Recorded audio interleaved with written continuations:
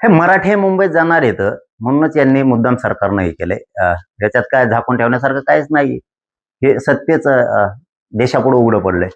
परंतु सरकार विरोधात रोष याच्याचमुळे जातो. याचं कारणच खरं आहे की लोकांनी यांना सत्तेवरती बसवलंय, मराठ्यांनी यांना सत्तेवरती बसवलंय आणि त्याच मराठ्यांना मुंबईत गोरगरिबांना येण्यापासून रोखणं म्हणजेच रोष वाढण्याचं कारण फक्त सरकार आहे. म्हणजे कायदा हातात आम्ही देतोय, तुमच्या सत्ता आम्ही तुमच्या हातात देतोय आणि तुम्ही त्याचा गैरवापर करताय. अरे लोक तुम्हाला निवडून याच्यासाठी देतात की कसल्याही परिस्थितीत आपण जर मुंबईला कुठे गेलो तर आपले माणसं, आपलं सरकार बसले तिथं, आपले फडणवीस, आपले शिंदे, आपले दादा बसलेत तिथं, म्हणून लोक जातात. जे आपले म्हणून बसले तेच आपल्याला मुंबईत येऊ नको म्हणतात. म्हणजे ही खूप मोठी दहशत झाली, ही दादागिरी झाली सरकारची आणि चालत नसती. आम्ही मोजीत नसतो आणि आम्ही ऐकत नसतो. कायद्याचा सन्मान करतो का आम्ही? तर हो, आम्ही करतोय.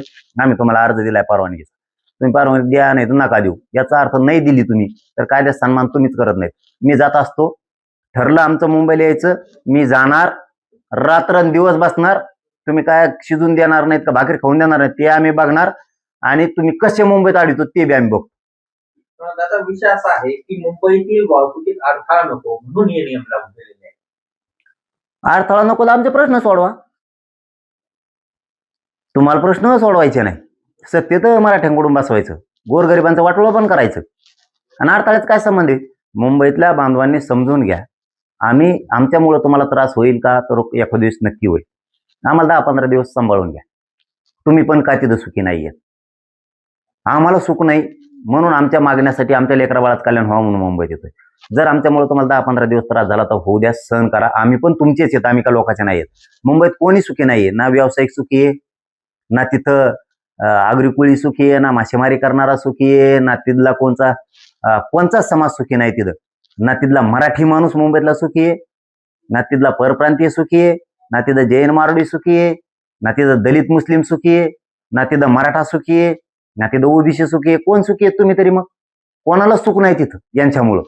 आम्ही त्यांना नीट करायला यायला लागलो, जरा माज आहे त्यांच्या डोक्यात, मस्ती आहे जरा, ती जरा कमी करायला यायला लागलो. त्याच्यात तुमचं पण हित आहे, आम्ही तुमचं पण लेकरा बाळाचं कल्याणात होणार आहे. हा, एक गोष्ट करी, थोडा त्रास होईल तर आम्हाला सांभाळून घ्या, आम्ही गरीबाचे पोर आहेत, आम्ही न्यायासाठी तिथे यायला लागलो. मुंबईत मात्र येणार, जर ठरलं ना मुंबईत येणार वर्षावरच येणार. मग तर इथं बसू नका, तिथं बसू नका, काय तुमच्या बापाची पेंडे होय, इकडे येऊ नको तिकडे येऊ नको. दादा, तिथं लाऊड स्पीकर लावता येणार नाही आणि भडकाऊ भाषण बिलकुल करता येणार नाही एकच दिवसासाठी. आणि त्याने नाही केलं, आता नोटीस काढून त्यांनी, भाड खाऊ नाही तर काय, भाड खाऊच नोटीस आहे ना ती. तुम्हाला जमतं का तसे पाठायला? हे लोकांवर जुलूम नाही का अशा नोटिसा देणं, असा आदेश काढणं की मुंबईत येऊ नका, लाऊडस्पीकरच लावू नका आणि भाजी भाकरी करून खाऊ नका? मग काय खातू? दगड खातू किती झाले समुद्रात टाकलेले? वाळू खातोय समुद्रात, काय खातू? भाकरी तुकडे तर खावा लागते ना करून, तुम्ही तर देत नाहीत लोकाला. म्हणा हे करू नको ते करू नको, मराठी सगळं करीत असतात आणि यावेळेस मराठी मागे येत बी नसते, येत नसतात. मला पुरा निर्णायक आंदोलन करायचंय. जर मुंबई ठरली तर माघारी येत नसतो.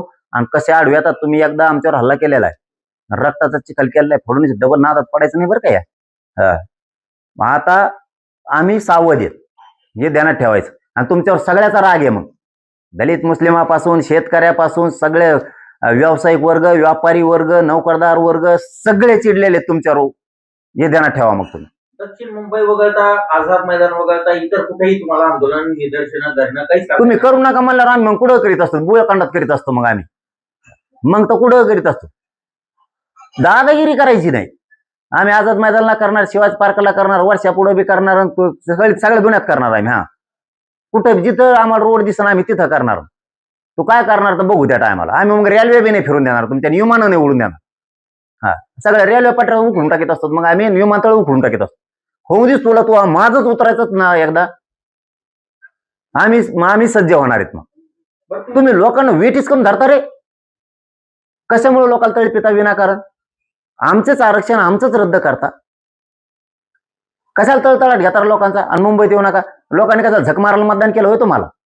तुम्ही आमचे इथं आपले म्हणून तुम्हाला तिथं बसवले. आम्हाला मुंबईत कधी अडचण आली तर तुम्ही आमच्या मराठ्यांच्या लेकरा बाळाच्या मदतीला येतात म्हणून तर तुम्ही दादागिरी करायला, गुंडगिरी करायला लागलात, तिथं दहशत पसरायला लागलात. एवढं सोपं समजता का? सत्ता काय आहे? सत्ता म्हणजे काय? 5 मिनिटं टिकून देणार नाहीत मराठी जर तारायला लागले तर. 5 मिनिटं सत्तेचं शहाणपण जे चलत नाही म्हणतात ना, तुम्हाला सांगतो मराठ्या पुढे शहाणपणा चालत नाही. तुम्ही तळपू नका बरं का. तुम्हाला सांगतो फडणवीस नाद लागू नका बरं का माया. तुम्ही खेळ खंडोबा करायचं काम करू नका पोलिसाच्या जीवावर. तुम्ही मुंबईत जाणार, तुमच्या सहकार्यांनी अर्ज केला म्हणून हे नियम लागू केलेत काय, असं तुम्हाला म्हणजे शंका आहे का तुमची? काय सांगा याची गरज आहे त्यांना माहिती. हे मराठीचे पोट्टे माया संगच 80-90 लाख पोरं येणार आहेत यावेळी जर मुंबईत निघालं. 5 टप्प्यात आंदोलन करणार आहे जर मुंबईचं ठरलं तर. 5 ते 6 कोटी मराठा नंतरच्या टप्प्यात येणार. घुसणारच आहेत आम्ही. ह्यावेळेस आम्ही 40-45 लाख गाडी घेऊन घुसणार आहेत. आणि आपण आकडा दिला ना तोच असतो पुन्हा. आणि 5 टप्प्यात तुम्हाला 6 करोड मराठा मुंबईत घुसलेला दिसत. लय रागलेत मराठी. भयानक भयानक नाराज आहेत. यांनी आमचं आरक्षण असून रद्द केले, आमचे प्रमाणपत्र रद्द केले, आमचे गॅजेट असून दिले. मराठ्याचे खरबडून जागे झालेत सगळे. काना कोपरा मराठ्यांचा. तुम्हाला जड जाईल. तुम्ही उगत तराला लागू नका आणि विरांगारांमान्य मराठ्यांवरती अन्याय करू नका. तुम्ही काही नियम काढणार आणि इकडे बसू नका आणि तिकडे बसू नका आणि यावं लावलं आणि त्यावं लावलं.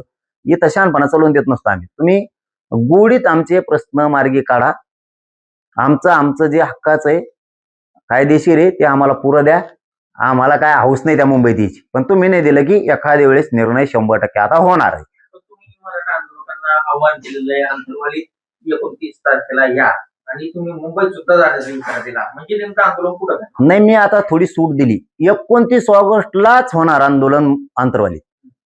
पण मराठ्यांनाच थोडी सूट दिली. तुम्हाला जशी सवड असेल तशी या. कारण आपल्याला एक मोठी लढाई थोडी लढायची. त्याच्यामुळं आंतरवालीत पण या टप्प्याटप्प्यानं. 29ला असं काही नाही. याचा अर्थ 29ला येऊ नका म्हणत नाही बरं का. तुम्हाला याचं तर 29ला या सगळे काही अडचण नाही. तुम्ही 30ला आले तरी चालतंय, 31ला आलं तरी चालतंय, 1, 2, 3, 4, 5, 8 तारखेपर्यंत केव्हा आलं तरी चालतं. तुम्ही 29 ते 8 पर्यंत तुम्ही केव्हा आला तरी चालतंय. काही अडचण नाही. मी काय एका दिवशी या म्हणणार नाही. सभा असल्यावर एका दिवशी लागतो. दुसऱ्या दिवशी येऊन काय करायचं?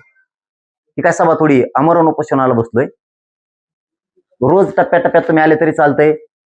तुम्ही एका दिवशी आलं तरी चालतंय. पण 2दा सज्ज राहायचं आता. 2दा. एकदा 29 ऑगस्टला आंतरवालीकडं आणि मुंबईची तारीख जर ठरली ना भाऊ हाय तेव्हा हलकीक मारायची. हाय त्या जिंकूनच माघारी यायचं. आता पुन्हा माघारी थोबाड दाखायचं नाही.